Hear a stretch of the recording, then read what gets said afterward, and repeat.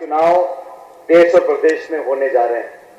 वे पूर्व वक्ताओं ने, सम्माननीय अविनाश पांडे साहब ने आपको बताया कि किस संदर्भ में आज इस देश के सामने चुनौतियां हमारे सामने खड़ी हैं।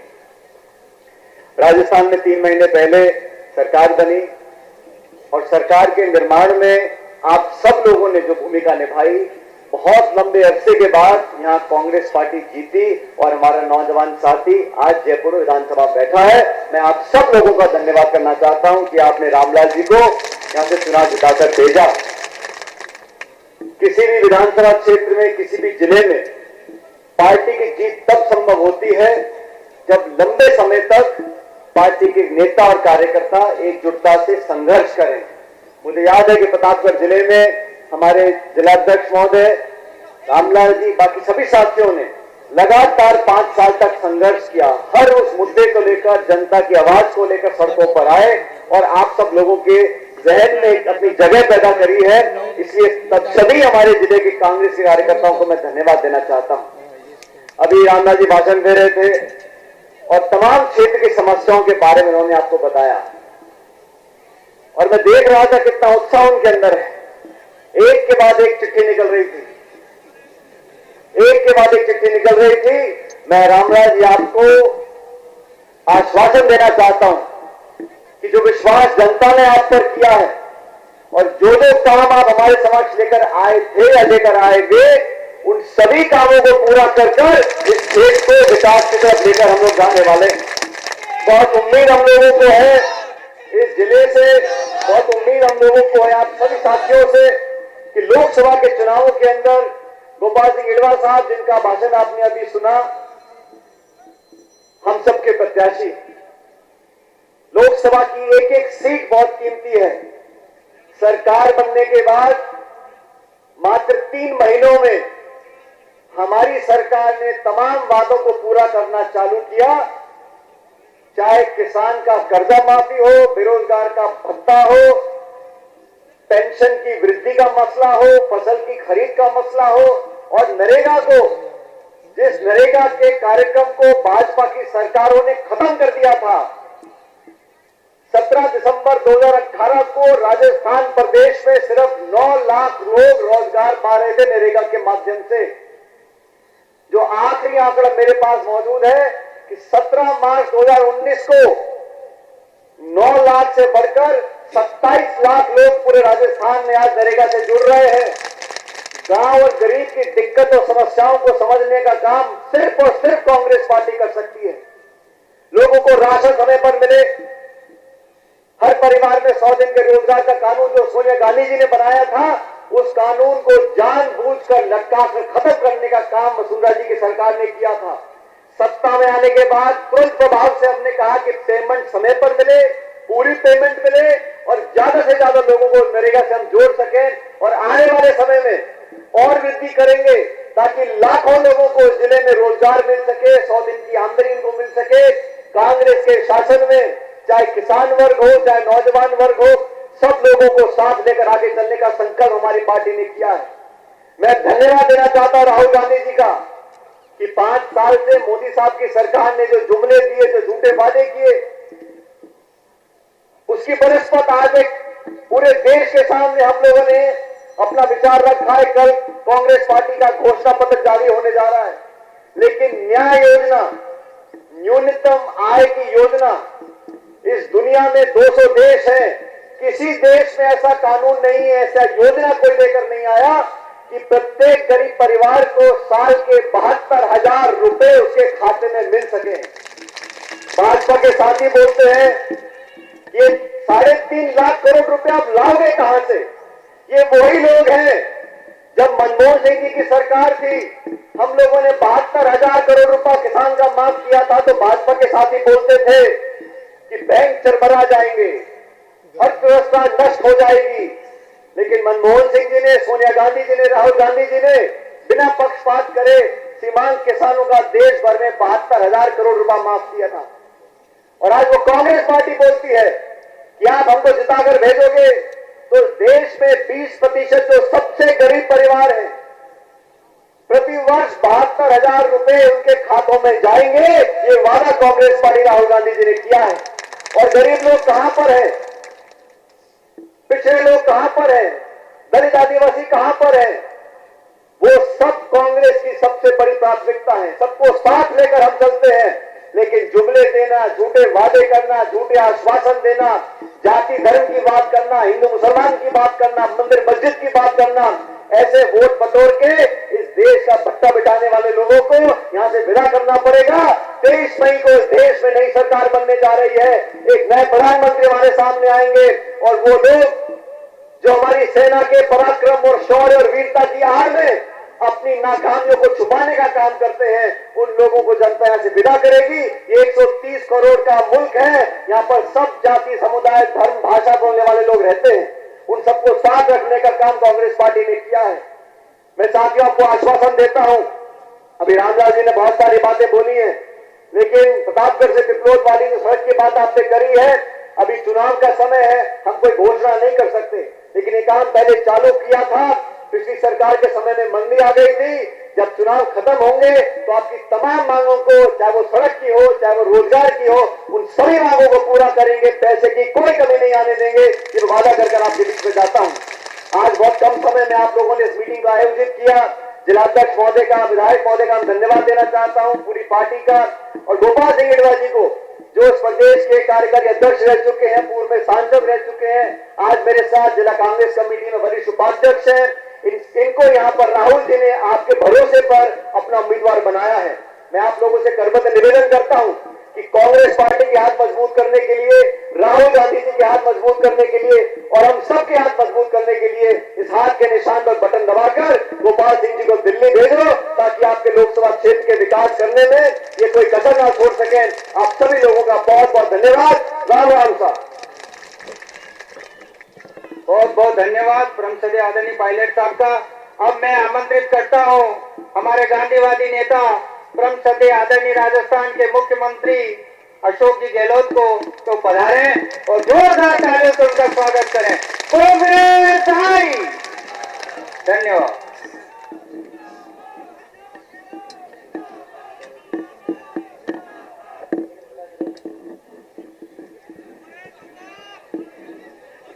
हमारे प्रभारी महामंत्री AICC रघुनाथ पांडे साहब, हमारे प्रदेश कांग्रेस के अध्यक्ष डिप्टी सीएम साहब सचिन पायलट साहब, चिकित्सा मंत्री व हमारे कैंपेन कमेटी के चेयरमैन रघु शर्मा जी, आपके जिले के प्रभारी मंत्री भजनलाल यादव जी, हमारे कोऑपरेटिव मिनिस्टर उदला अंजना जी, कांग्रेस के लोकप्रिय उम्मीदवार गोपाल सिंह इडवा साहब, आपके लोकप्रिय विधायक रामलाल जी मीणा, जिला अध्यक्ष प्रतापगढ़ भानु प्रताप सिंह जी राणावत, जिला अध्यक्ष चित्तौड़गढ़ आदरणीय मांगीलाल धाकड़, पूर्व विधायक चित्तौड़गढ़ सुरेंद्र सिंह जाड़ावत जी, और विधायक बेगू भाई राजेंद्र बिदुड़ी जी, सुरेंद्र चंडालिया जी, नगराजी मीणा, प्रकाश चौधरी जी, ब्लॉक अध्यक्ष अरुण सिंह चुंडावत, कमल सिंह जी गुजर, मदन सिंह जी गटेला जी, अब्दुल्ला जी मीनामा, ओम प्रकाश जी ओझा साहब, पूर्व नगर पालिका अध्यक्ष प्रतापगढ़, हमारे कई साथी बैठे मंच पे, समय कम है इसलिए मैं सम्मानित मंच उपस्थित हमारे वरिष्ठ कांग्रेसजनों, बुजुर्गों, भाइयों, बहनों, नौजवान साथियों, अर्नोज के पावन धाम पर आकर के हमें बहुत खुशी है। आप सब लोग इतनी बड़ी तादाद में जिस प्रकार सब आए हैं, इसके लिए मैं आपका धन्यवाद करता हूं। और जिस प्रकार अभी आपके सामने कहा गया, गोपाल सिंह इडवा जी, जिनको राहुल गांधी जी ने विशेष रूप से कांग्रेस का उम्मीदवार बना करके हम सबकी सलाह के आधार पर उनको भेजा आपके बीच में, सोच समझ के भेजा है। इस काबिल है, कर्मठ है, निष्ठावान है, समर्पित है, प्रतिबद्ध है कांग्रेस के प्रति, कांग्रेस की नीतियों के प्रति, कांग्रेस के कार्यक्रमों के प्रति। और ऐसा व्यक्ति जीत के जाता है तो हम सब ये बात कहने के लिए आए हैं कि जमानत देने के लिए आए हैं, ये व्यक्ति चुनाव जीतने के बाद में आपकी समस्याओं को दिल्ली की पंचायत लोकसभा में पूरजोर शब्द में उठाएगा, आपके सुख दुख में काम आएगा और आपके बीच में रहेंगे। इस प्रकार का व्यक्ति जब जीत के जाता है तो एक कड़ी से कड़ी जुड़ती है। अभी हाल ही में आपने सरकार बने राजस्थान की, रामलाल नौजवान है, दमखम वाला है, आपकी समस्याओं को बारीकी से समझता है।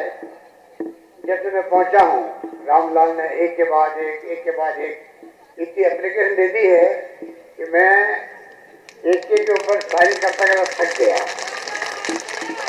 एक साथ में ही सब काम करवा लेगा ये आदमी। इस प्रकार की बात पांडे साहब ने को कही कि आज सब काम करवा लोगे तुम। इतना उत्साही नौजवान लंबे अरसे के बाद में आपने जिता के भेजा है, उसके लिए आपका बहुत बहुत धन्यवाद। आपने सही चुनाव किया है रामलाल मीणा जी का। आप निश्चिंत रहो, कड़ी से कड़ी जोड़ो। एमएलए आपका हो,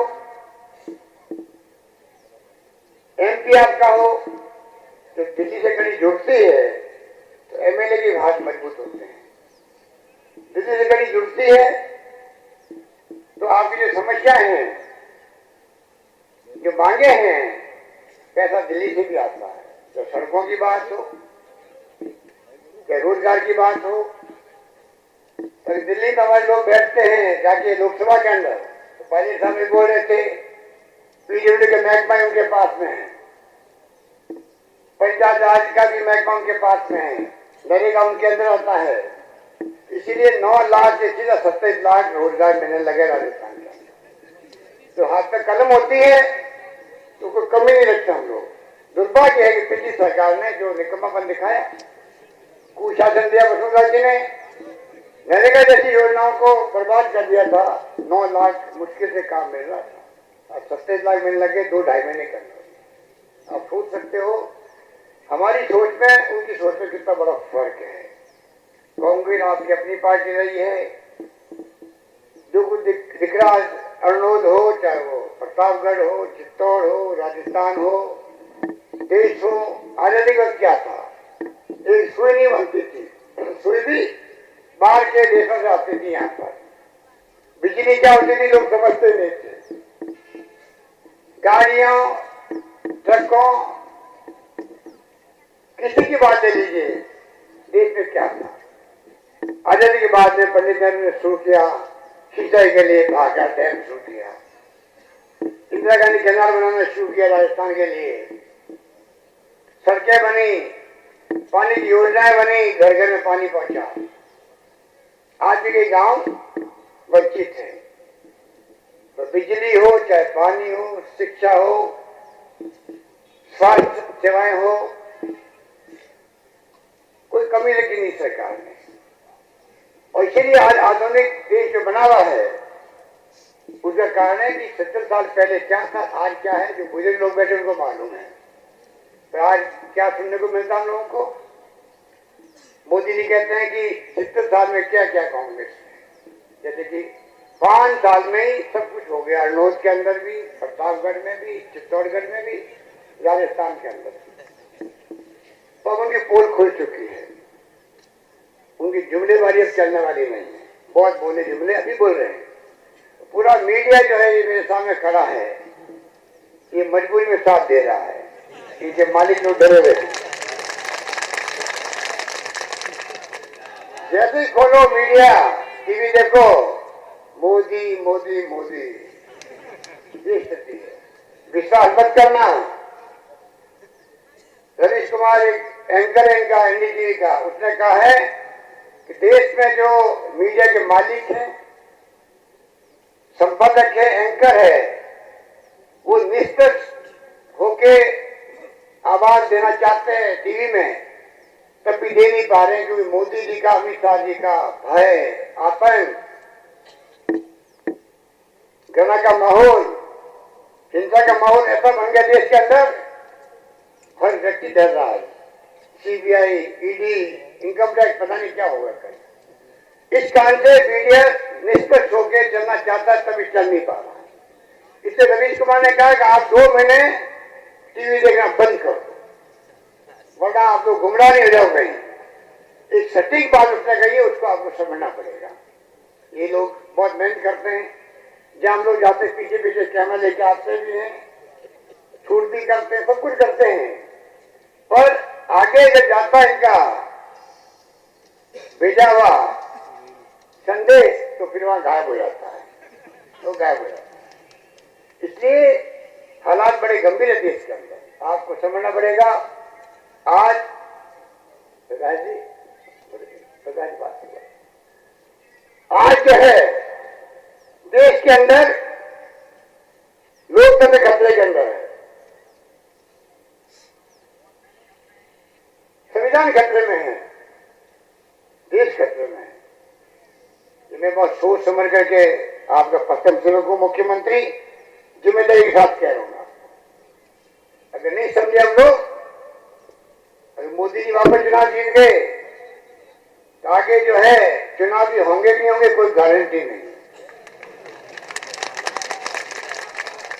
कोई गारंटी नहीं है। ऐसा माहौल बन चुका है। चाइना में चुनाव होते हैं, पहले तय होता है कौन प्रधानमंत्री बनेगा, कौन राष्ट्रपति बनेगा, कौन मंत्री बनेगा, पहले तय होता है, चुनाव बाद में होते हैं। आप सोच सकते हो कैसे चुनाव होंगे।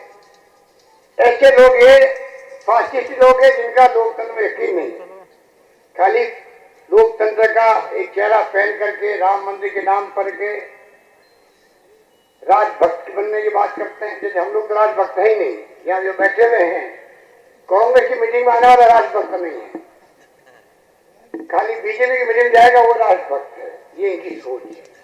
हम सब राजभक्त हैं, हम सब हिंदू भी हैं, कोई मुसलमान भी है, कोई सिख भी है, कोई ईसाई भी है। इस देश को 76 साल तक एक अखंड रखा है, अनेकता में एकता वाला मुल्क है, अलग बातें अलग बोलियां हैं।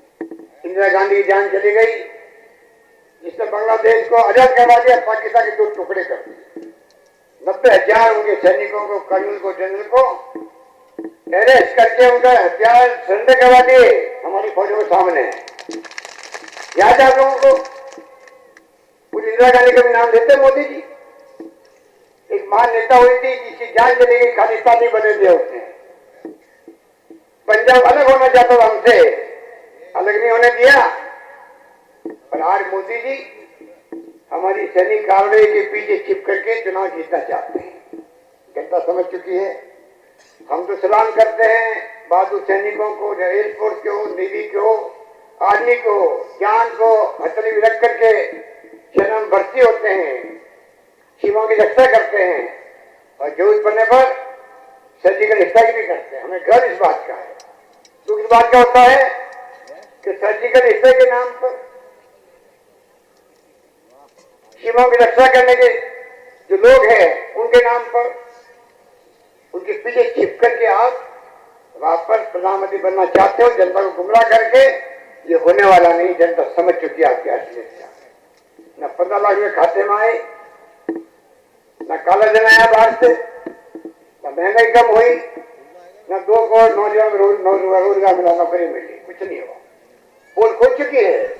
राहुल गांधी जी बाबा कहते राफेल के अंदर जो घोटाला हुआ है जवाब दो, कोई जवाब इनके पास। 526 करोड़ का लड़ाकू विमान सरकार बननी यूपीए की, मनमोहन सिंह जी की, और वो प्लेन की कीमत 1660 करोड़। आप कल्पना करो, 132 प्लेन खरीदने थे, 126 खरीदने थे और 36 पे आ गए। कोई जवाब इनके पास नहीं। इसलिए मैं कहना चाहूंगा कि जो मीडियम आता है उस पर आप विचार मत करो, उनको पढ़ो, कोई बात नहीं, देखो टीवी देख लो, समझ लो मन के अंदर कितनी सच्चाई है नहीं है। इसका अंदाजा लगाने में मैं समझता हूं कि अनुभव कहता मेरा 40 साल का, हिंदुस्तान की जनता कम पढ़ी लिखी हो सकती है, अनपढ़ हो सकती है, परंतु अक्ल होशियारी में दुनिया के किसी मुल्क में पीछे नहीं, मैं दावे के साथ कह सकता हूं आपके बारे में। इसलिए कभी समय आया तो आपने एक साथ में फैसला किया पूरे देश के अंदर। इंदिरा गांधी जी चुनाव हार गई थी, वापस गांधी से इंदिरा गांधी की, तो आप वापस उनको सत्ता में बैठा दिया। देखिए अभी कैसे लोग हैं बाकी के लोग। समय समय पर आपने ऐसे फैसले किए हैं कि दुनिया को आश्चर्य हुआ कि इतनी समझदार जनता वहां की है। कृपा करके मैं लंबी बात नहीं कहना चाहता, मैं इससे कहना चाहूंगा गोपाल जी वीरवार को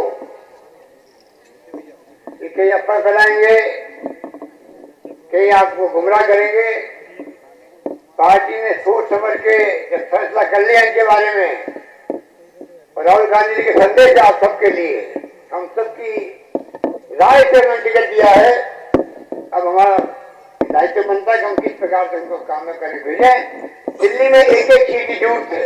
अगर देश को बचाना है तो कांग्रेस झंडा बुलंद हो वापस देश के अंदर। देश को जरूरत है कांग्रेस की, आज देश को वो देख चुके हैं इन सबके शासन को, उनकी जुमलेबाजी को।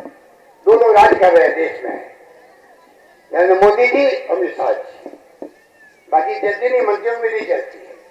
इसलिए मैं कहना चाहूंगा कि कृपा करके कांग्रेस सरकार जब थी यूपीए की, मनमोहन सिंह जी, सोनिया गांधी थी, वन के अधिकार के पट्टे थे, फैसला बहुत बड़ा फैसला उस पर किया गया।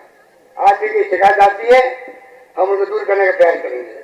केएसपी के नौजवानों के नौकरियों की बात है, अब छोटे छोटे बांध बनाने की बात है, चुनाव से हम कुछ बोल नहीं सकते, तो आप निश्चिंत रहें।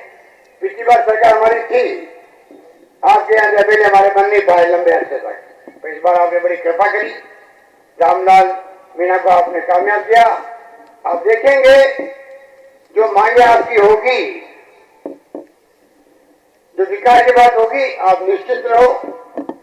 लंबे अरसे के बाद में आपने विश्वास किया कांग्रेस पर, कांग्रेस पार्टी, कांग्रेस सरकार से खड़े उतरेगी, ये मैं वादा करना चाहता हूँ आपसे। और यही बात कहता आपको कहूंगा मैं कि मोदी जी के जुमलेबाजी से आप सावधान रहे। रोज टीवी आते हैं, रोज प्रवचन देते हैं, रोज अपने मन की बात कहते नहीं, मन की बात नहीं कहते, वो मन की बात थोपते हैं आपके ऊपर, थोपते हैं। और राहुल गांधी कहते हैं हमें जनता की मन की बात सुनकर के आदिवासी क्या कहता है, दलित वर्ग क्या कहता है, ओबीसी वाले क्या कहते हैं, गरीब आदमी क्या कहता है, सब वर्गों की बात सुनो, उसको लेके बनाओ, घोषणा पत्र बनाओ, उसके आधार पर आप शासन करो। इतना बड़ा फर्क है। वो चाहते हैं गणना की राजनीति, हिंसा की राजनीति, भय की राजनीति। राहुल जी चाहते हैं हमारी कोई दुश्मनी किसी से नहीं है, ना बीजेपी से, ना आरएसएस। हमारी अपनी नीति है, हमारे अपने कार्यक्रम, हमारे अपने सिद्धांत हैं। राजनीति होनी चाहिए, जनता का भला कौन करने के लिए किसके पास क्या योजनाएं हैं, उसके आधार पर वोट मांग के चुनाव जीत के आना चाहिए। बजाय इसके आप धर्म के नाम पर गुमराह कर दो, देशभक्ति के नाम पर लोगों को भड़काने का काम करो। ये मैं समझता हूँ कि लोकतंत्र के लिए अच्छी परंपरा नहीं है। मुझे यकीन है कि आप बैठे हो, हम सब लोगों से बातें करिए, आप उन सबका संदेश लेके जाएंगे और कृपा करके भारी बहुमत से जैसे रामलाल को जिताया, उससे ज्यादा मतों से आप गोपाल जी को जिताओ। धन्यवाद। जय हिंद।